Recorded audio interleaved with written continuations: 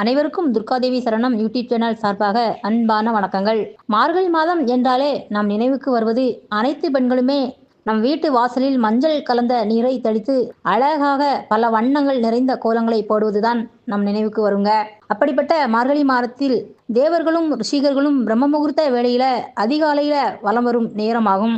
அந்த நேரம்தான் அவர்களுக்கு உகந்த நேரம் என்றே சொல்லலாம். மேலும் தேவர்களோடும் முனிவர்களோடும் நம் வீட்டுக்கு வருகை தரும் ஐஸ்வர்யம் நிறைந்த மகாலட்சுமியை வரவேற்பது என்பது இந்த அதிகாலை வேளைதாங்க.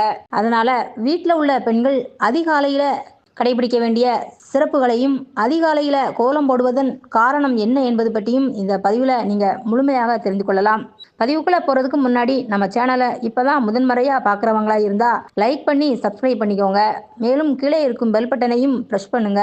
அப்போதான் நான் கொடுக்கும் ஒவ்வொரு நல்ல நல்ல தகவல்கள் அனைத்தும் நோட்டிஃபிகேஷனாக உங்களுக்கு உடனுக்குடனே தெரிய வருங்க. நீங்களும் அதை பார்த்து பயன்பெறலாம். வாங்க வீடியோக்குள்ளே போகலாம். மார்கழி மாதம் என்றாலே ஒரு மகத்துவம் வாய்ந்ததும் ஒரு குளுமையான மாதம் என்றே சொல்லலாங்க. இந்த மார்கழி மாதத்திற்கு என்று தனி சிறப்புகள் உள்ளன. இப்படி மார்கழி மாதம் வந்தாலே அனைத்து மங்கையர்களுக்குமே கோலம் தான் நினைவுக்கு வரும். இந்த மாதம் கோலம் போடுவதற்கு மிக உகந்த மாதம் என்றே சொல்லலாம். இந்த மாதத்துல அனைத்து நாட்களுமே அதிகாலையில கோலம் போடுவது வழக்கம்காங்க. மார்கழி மாதம் அதிகாலையில நம்ம பிரம்ம முகூர்த்த வேளையில பெருமாளை வணங்குவதற்கு ஒரு சிறந்த மாதம் என்றே சொல்லலாம். மார்கழி மாதம் அதிகாலை வீட்டு வாசலில் மஞ்சள் நீர் தெளித்து கோலம் போடுவதால் பெண்களுடைய மனதுக்கு ஒரு உற்சாகமும் நினைவாற்றலுமே பெருகுங்க. வீட்டு வாசல்ல அதிகாலை நேரத்துல கோலம் போடுவது மன மகிழ்ச்சியை தந்து, மார்கழி அதிகாலை நேரத்துல நிலவும் இருப்பதால் அதன் குளிர்ச்சி தன்மையும் நமக்கு கிடைக்கின்றதுங்க. இந்த மாதத்துல வான்வெளியில் பிரம்ம முகூர்த்தத்தில் நேரத்தில் தேவர்களும் மற்றும் ரிஷிகர்களிடமிருந்து நமக்கு நல்ல ஒரு ஆற்றல்களும் ஆசிகளும் கிடைப்பதோடு நல்ல காற்றும் வாயுவும் நமக்கு கிடைக்கின்றதுங்க.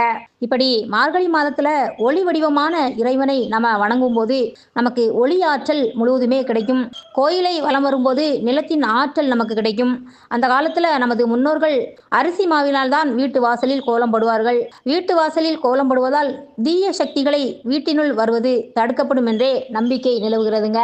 இந்த அதிகாலை நேரத்துல பிரம்மமுகூர்த்த நேரத்தில் எழுந்து கோலம் போடுவது என்பது கை கால்களை அசைத்து இடுப்பை வளைத்து வாசலில் தண்ணீர் தெளித்து கோலம் போடுவதால் நமக்கு குளிர்கள் எல்லாம் போய் கதிரவனின் ஒளி நமக்கு கிடைக்கும். இதனால உடலுக்கு ஒரு உடற்பயிற்சி செய்த பலனும் கிடைக்கும்.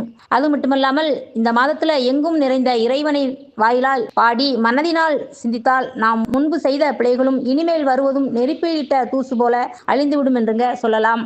அதனாலதான் நம் வீட்டில் இருக்கும் பெரியவர்கள் ஒரு பழமொழி கூட சொல்வார்கள், ஊருக்கு முன்னரே வாசல் தெளித்து கோலம் போடு, இருள் பிரியும் முன்பே கோலம் போடு, சூரியன் வருவதற்கு முன்பு கோலம் போடு என்று நமது வீட்டு பெரியவர்கள் நமக்கு ஏற்கனவே சொல்லிக் கொண்டே இருப்பார்கள்.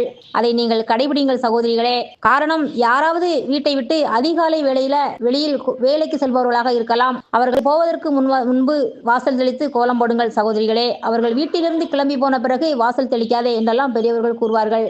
அதிகாலையில கோலம் போடுவது என்பது வீட்டில் இருந்து வெளியில் செல்வோருக்கும் ஒரு பாதுகாப்பாகவே இருக்கும் என்று சொல்லலாம். இப்படி நம் வீட்டிற்கு வரும் மகாலட்சுமியை நாம அதிகாலையிலே வரவேற்பதற்காக நம் வீட்டு வாசலில் மஞ்சள் கலந்த நீரை தெளித்து அழகாக கோலம் போடுவது என்பது வீட்டிற்கு ஒரு மிகவும் ஐஸ்வர்யம் நிறைந்த ஒரு செல்வத்தையும் மகிழ்ச்சியை கொடுக்கும் என்று சொல்லி இந்த பதிவினை நிறைவு செய்து கொள்கிறேன் சகோதரிகளே. மீண்டும் அடுத்தும் ஒரு பதிவுடன் சந்திக்கலாம்.